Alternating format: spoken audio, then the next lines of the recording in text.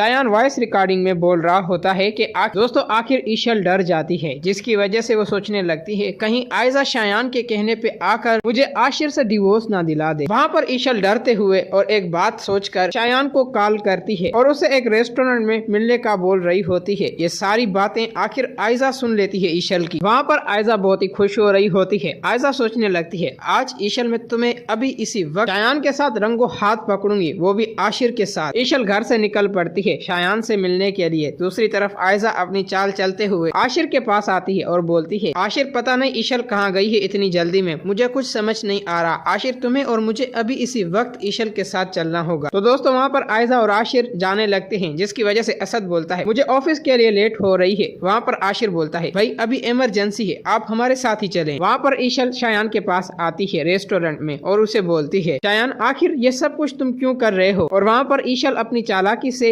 Mobile की recording on कर देती है, जिसकी वजह से शायान बोलता है ईशल मैंने क्या कर दिया। शायान मुझे आयजा बोल रही थी कि तुम मुझे आशिर से डिवोर्स दिलाना चाहते हो। ये बात सुनते हुए वहाँ पर शायान आयजा पर ही झूठ मार देता है और बोलता है ये सारी उसकी चाल है। ईशल वो मुझे मिली थी और वो मुझे तुम्हारे बारे में बोल रही थी कि अब तुम्हें शायान कैसे भी करके ईशल को डिवोर्स दिलानी होगी। ईशल ये बात सुनकर हैरान रह जाती है और शायान को बोलती है शायान अगर मुझे कुछ भी हुआ तुम्हारी वजह से मुझे डिवोर्स हुई तो तुम्हें पता है मेरा बाप तुम्हें जिंदा नहीं छोड़ेगा। शायान ईशल के बाप की धमकी सुनकर डर जाता है और बोलता है ईशल इसमें मेरा कोई भी हाथ नहीं है, ये सारे काम आयजा के हैं, वो सब कुछ मुझसे करवा रही है जिस तरह उसने अनाया को तबाह और बर्बाद किया। फिर दोस्तों वहाँ पर आयजा उसी रेस्टोरेंट में असद और आशिर के साथ आती है। आशिर ईशल को शायान के साथ देखकर गुस्से में भड़क उठता है। वहाँ पर असद आते ही शायान का गिरेबान पकड़ता है और उसे बोलता है तुमने अब हद ही कर दी है, जिसकी वजह से वहाँ पर ईशल आशिर को बोलती है आशिर तुम मेरी बात तो सुनो। वहाँ पर आशिर बोलता है ईशल अब घर चल के ये फैसला होगा। वहाँ पर आशिर गुस्से में होता है। ये सब कुछ देखकर आयजा बेहद खुश हो रही होती है, लेकिन आयजा की खुशी कुछ ही देर बाद गम में बदलने वाली होती है। वहाँ पर आशिर ईशल का हाथ गुस्से में पकड़ता है और उसे